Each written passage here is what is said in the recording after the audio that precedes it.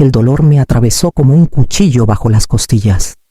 Repentino y sin piedad, recuerdo aferrarme al borde del mostrador de la cocina, con el sabor a hierro llenándome la boca antes de que el mundo diera vueltas y se desvaneciera. Lo siguiente que vi fue el destello de luces fluorescentes corriendo sobre mí, mientras los paramédicos me llevaban por las puertas de urgencias.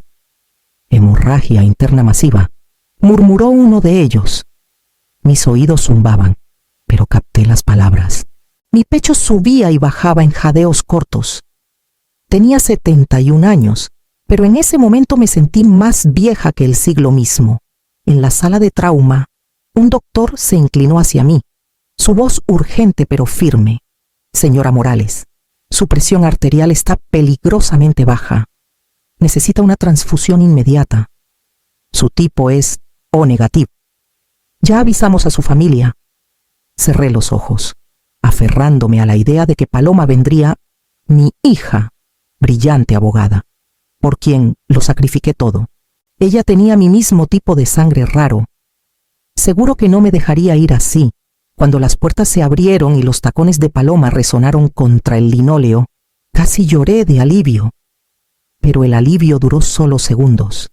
Me miró con una sonrisa que no pertenecía al rostro de una hija. Prefiero morir antes que salvar a un fracaso como tú, dijo. Cada palabra afilada como cristal. El cuarto se quedó en silencio. Sentí más frío que el suero corriendo por mis venas. El doctor tartamudeó, intentando apelar a su sentido del deber, pero Paloma se inclinó hacia él. Su voz un susurro que creyó que no escucharía. Déjala ir. Su muerte hará todo más fácil. Mi mano tembló mientras presionaba el borde de mi suéter. Dentro del bolsillo, el delgado tubo plateado de una grabadora brillaba como un arma secreta. Cada palabra estaba siendo capturada. Incluso mientras mi visión se nublaba, me obligué a respirar. Lento pero constante. Si mi propia hija se había vuelto depredadora, entonces sobrevivir significaba más que sangre. Significaba memoria, significaba evidencia, y significaba recordar todo lo que alguna vez le di, y todo lo que ella estaba a punto de desechar. Mientras el pitido de las máquinas llenaba la habitación del hospital, mi mente retrocedió, alejándose del aguijón de las palabras de Paloma y adentrándose en los años que la formaron.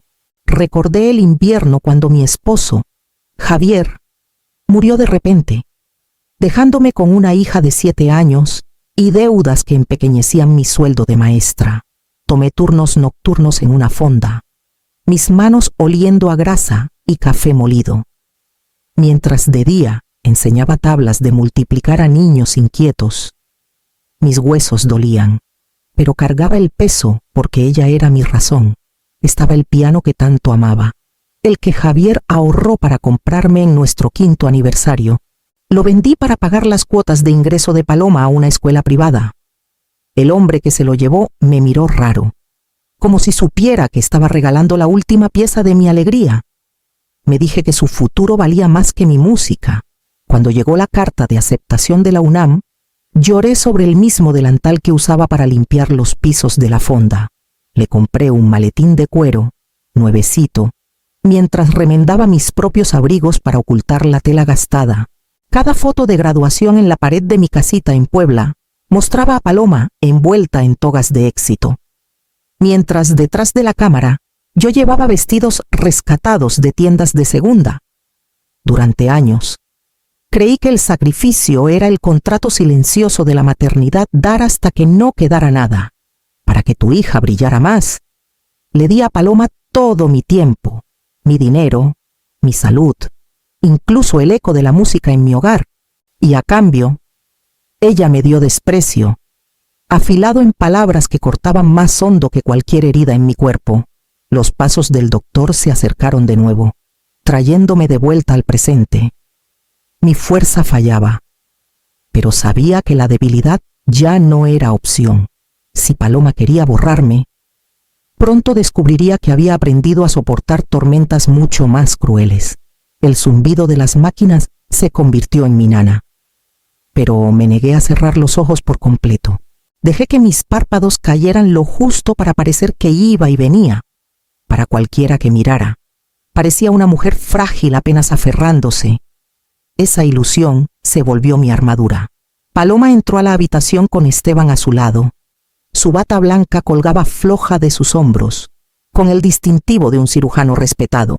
Aunque sabía que los títulos no podían ocultar las sombras bajo sus ojos, creían que los sedantes habían nublado mi mente. Ralenticé mi respiración, dejé que mi mano temblara contra la sábana y esperé. «Está más débil de lo que pensaron», murmuró Paloma, su tono más clínico que cariñoso. «Si actuamos rápido, podemos ingresarla en la residencia Buenavista antes de que recupere demasiada fuerza». La voz de Esteban era baja pero firme. «Y una vez ahí, la evaluación probará lo que necesitamos. Ya hablé con un colega dispuesto a firmar el informe signos tempranos de demencia, falta de capacidad para manejar finanzas. No será difícil, la declararán incompetente». Las palabras me bañaron como ácido. Había pasado décadas protegiendo a mi hija de un mundo sin piedad, y aquí estaba ella, planeando despojarme del poco orgullo que me quedaba. Y las propiedades, insistió ella, la casa, las rentas, los ahorros. Verifiqué, no transfirió las escrituras a un fideicomiso. Todo puede pasar directamente una vez que la declaren incapaz. Esteban asintió, como si discutieran números en un libro contable en lugar de la vida de la mujer que yacía a centímetros. Dentro de mi bolsillo, la grabadora capturaba cada sílaba. Su lucecita roja parpadeaba contra la tela de mi bata. Cada susurro, cada conspiración me estaban dando la cuerda con la que luego los ataría. Me mantuve inmóvil. Incluso cuando la rabia arañaba mi pecho, su codicia ahora estaba grabada en permanencia. Lo que creía en secreto ya era mi arma. A la mañana siguiente, resolví reunir más que susurros. Necesitaba pruebas que nadie pudiera desestimar. La noche en el hospital tenía su propio ritmo, máquinas zumbando, tacones resonando débilmente por los pasillos, voces apagadas como si el duelo pudiera contagiarse. Me quedé quieta, con los ojos cerrados, escuchando. Paloma y Esteban se deslizaron al pasillo justo fuera de mi puerta, sus siluetas rompiendo la luz estéril. Creían que dormía, demasiado frágil para seguir el hilo de sus palabras. «No puedo seguir cubriendo las pérdidas para siempre», susurró Esteban, su voz un filo delgado. «Ya hay 3 demandas en marcha. Si surge otra, el consejo me suspenderá». «Debiste ser más cuidadoso», siseó Paloma. «Cirugías innecesarias, cobrarle a familias que apenas podían pagar. Ahora todo lo que hemos construido parece una farsa». Los zapatos de Esteban rasparon contra el linóleo al moverse. «Lo hice por nosotros. La casa, los coches, la imagen no podríamos mantenerlo de otra manera. ¿Quieres volver a ese departamento apretado? Viviendo de quincena en quincena, ¿crees que dejaré que eso pase?» Su tono era veneno. «Mi madre tiene más de 1 millón de pesos en propiedades. Una vez que la declaren incompetente, podremos canalizar los ingresos, las rentas, los ahorros, todo». Un silencio se extendió entre ellos, denso de codicia y miedo, y Clara preguntó a Esteban finalmente. «Es una niña», dijo Paloma con frialdad. «Se adaptará. La mandaremos a un internado fuera del estado, lejos de los ojos, lejos del corazón». Mantuve mi respiración superficial, cada músculo congelado aunque mi corazón latía con fuerza. Cada frase tallaba una herida más profunda que la anterior. Pero la claridad se formó como cristal a mi alrededor. No eran solo niños descuidados persiguiendo comodidad. Eran depredadores disfrazados de respetabilidad, dispuestos a desecharme y usar a Clara como moneda. Presioné mis dedos suavemente contra la grabadora en mi bolsillo, reconfortada por el parpadeo silencioso de su luz, las palabras que memorizaba, el veneno que grababa. Serían la ruina de sus vidas cuidadosamente construidas, cuando sus pasos se desvanecieron por el pasillo. Abrí los ojos al resplandor del techo.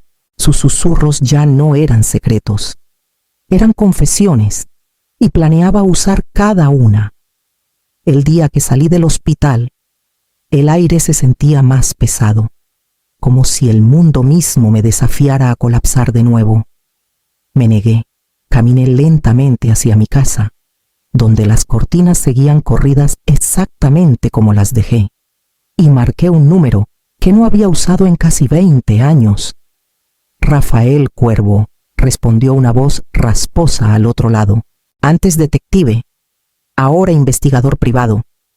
Era el tipo de hombre que recordaba deudas pagadas y no pagadas. Le dije que necesitaba ayuda discreta, y en una hora estaba sentado en mi sala, con su libreta abierta, sus ojos afilados. Expuse la traición en frases cortantes, la negativa de Paloma, el susurro de Esteban, sus planes para mis propiedades. Escuchó sin interrumpir, su pluma rascando como sierra. Voy a indagar, dijo finalmente. Si hay podredumbre, veremos qué tan profundo va. 3 días después, Rafael volvió con una carpeta tan gruesa que parecía un libro de pecados. Extendió los papeles sobre mi mesa, demandas, declaraciones, deudas impagas. Esteban había sido acusado de realizar cirugías innecesarias a pacientes mayores, inflando cuentas con procedimientos fantasmas. Las demandas por negligencia sumaban casi 1 millón de pesos. Las manos de Paloma no estaban más limpias. Rafael rastreó fondos desaparecidos de los fideicomisos de 2 de sus clientes. Investigaciones discretas por el Colegio de Abogados. Rumores de que estaba a un paso de la inhabilitación. Juntos. Su imperio no era más que vidrio pintado de oro, una grieta, y se rompería. Pero la página que me apretó el pecho fue la que llevaba mi nombre. ¿Sabías?, dijo Rafael, tocando el archivo, que Esteban realizó tu cirugía de vesícula en el 94. Los registros muestran complicaciones, casi te cuesta la vida.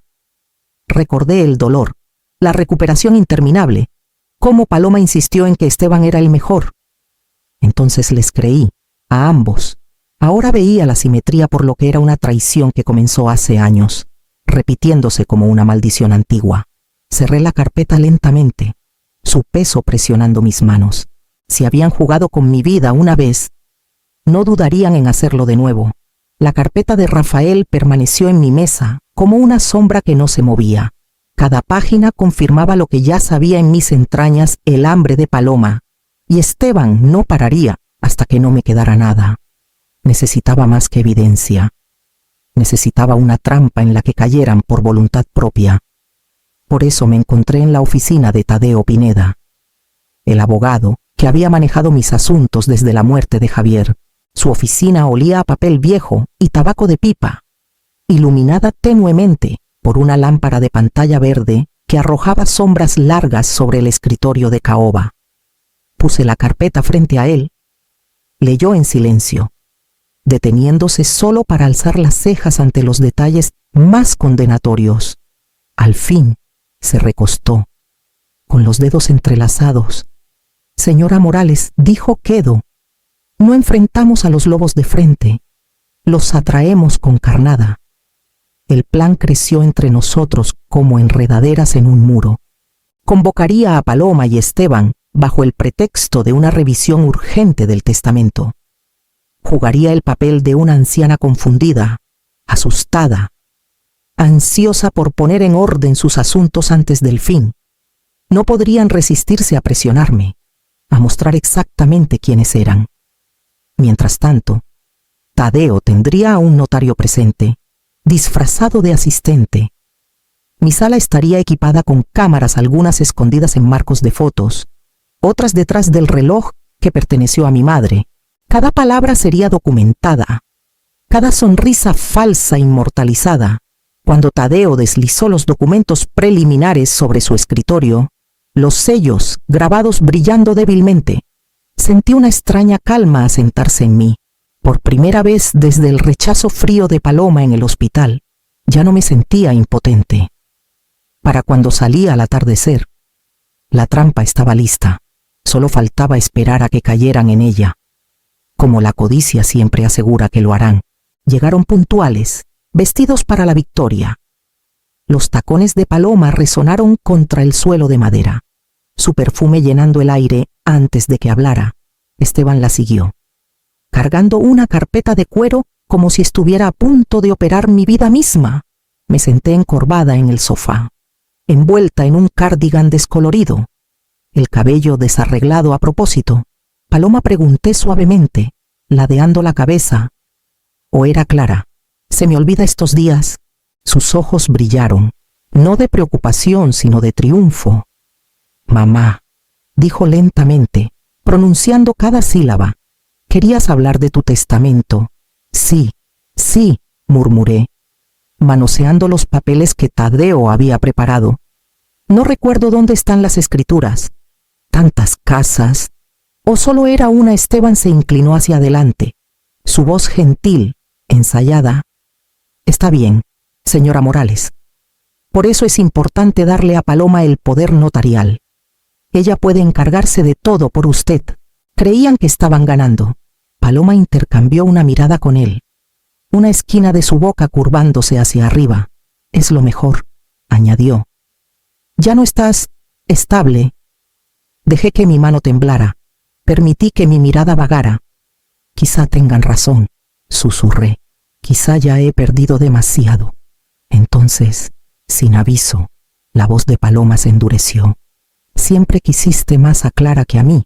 Cada regalo, cada abrazo, cada palabra le diste lo que nunca me diste a mí. El amargor en su tono cortó más hondo que su crueldad en el hospital. Por un momento, mi máscara casi se resbaló, pero mantuve mi respiración lenta, mi expresión nublada, que creyera que me había roto. Levanté la mano ligeramente, rozando el borde de la mesa auxiliar donde antes estaba una foto de Javier. La señal fue sutil, pero suficiente. Detrás del cristal, la lente diminuta despertó.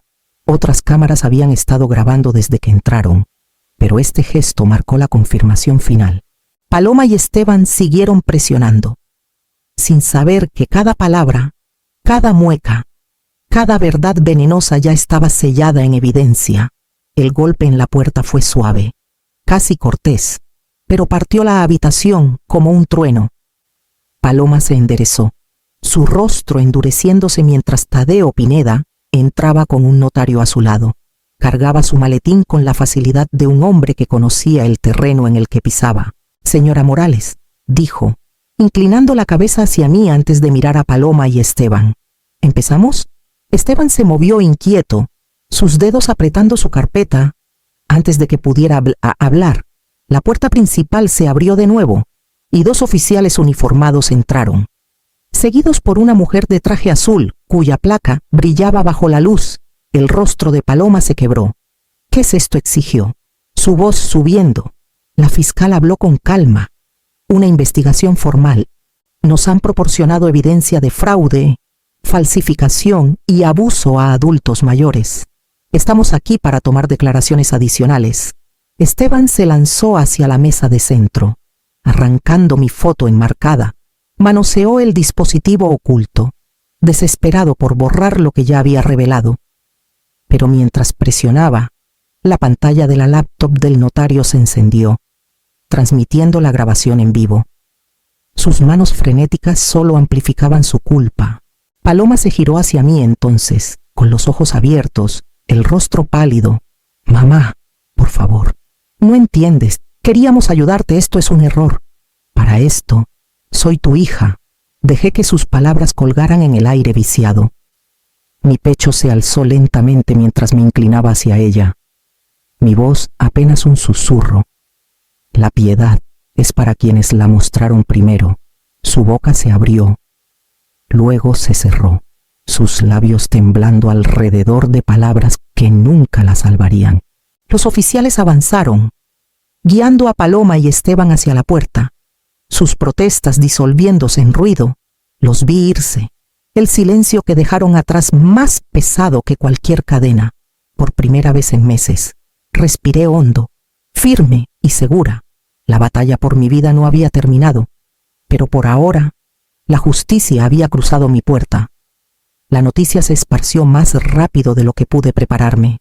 Los titulares gritaban la vergüenza de mi hija, y el rostro joven de Clara apareció en fotos que nunca aprobó. 17 años era una edad demasiado tierna para ver a tus padres llevados en esposas. Cuando llegó a mi casa en Tlaxcala, su maleta parecía más pesada que su cuerpo. Se quedó en la puerta, con las mejillas sonrojadas por el viaje en autobús, los ojos hinchados de lágrimas que intentó ocultar. Por un momento, temí que se girara y corriera, incapaz de enfrentar el silencio que sus padres dejaron atrás, pero entonces dio un paso adelante. Abuela, susurró, la voz quebrándose. Tú eres la única que siempre me hizo sentir segura. La atraje a mis brazos. La maleta cayendo olvidada contra el suelo de madera. Sus hombros temblaron mientras lloraba, y sentí el peso de los años asentarse y levantarse en un mismo aliento. Todo lo que perdí en Paloma parecía, en alguna medida, devuelto por la frágil confianza de su hija. Pasamos la tarde desempacando en la pequeña habitación que daba a los campos de maíz. Clara puso sus libros en el estante, su cuaderno de dibujos en el escritorio, acomodando pedacitos de sí misma en mi hogar, en la cena. Apenas comió, pero cuando le pasé el pan, su mano se quedó en la mía más tiempo del necesario. Más tarde, mientras los grillos cantaban afuera, la vi acurrucarse bajo la colcha que cosía hace años, cuando Paloma aún era una niña, con risa en los ojos. El círculo del tiempo se cerró de manera extraña, entonces madre a hija, hija a nieta. Sabía que sanar no sería rápido, pero ya había comenzado. Las rosas sobrevivieron el invierno mejor de lo que esperaba. Para la primavera, sus tallos se alzaban hacia el sol, con una terquedad que reconocía en mí misma. Trabajé la tierra con manos lentas y firmes, mientras Clara se arrodillaba a mi lado, su cabello recogido, una mancha de tierra en la mejilla. Habían pasado meses desde el juicio. Paloma y Esteban habían enfrentado al juez, sus mentiras desnudas, sus reputaciones desmanteladas. El veredicto fue claro: fraude, negligencia, conspiración. Los titulares ya no me sorprendían, eran solo el eco de lo que ya sabía en mis entrañas. Lo que persistía no era el ruido de su caída, sino el silencio de mi propia casa. El silencio que antes sentía como ausencia ahora tenía un peso distinto: paz. Clara trajo la regadera, vertiéndola cuidadosamente sobre las raíces. Se ven más fuertes este año, dijo suavemente. Nosotras también, respondí. Ella sonrió. El tipo de sonrisa que le pertenecía a ella y no a las sombras de sus padres. Se había asentado en la casa como si siempre hubiera estado esperándola, sus dibujos pegados en las paredes, su risa llenando la cocina, su voz leyéndome en las noches. Pensaba a menudo en Paloma, en la niña que alguna vez cargué en mis hombros, la niña que creció en una mujer que ya no reconocía. Perderla era como perder un brazo doloroso, pero sobrevivible. Lo que quedó fue la claridad de que el sacrificio sin respeto se convierte en cadenas, y el amor sin verdad se corroe en crueldad. Presioné la tierra alrededor de las rosas, respirando su tenue perfume. A mi lado, Clara deslizó su brazo por el mío. En su presencia, no encontré reemplazo sino renovación, una herencia distinta.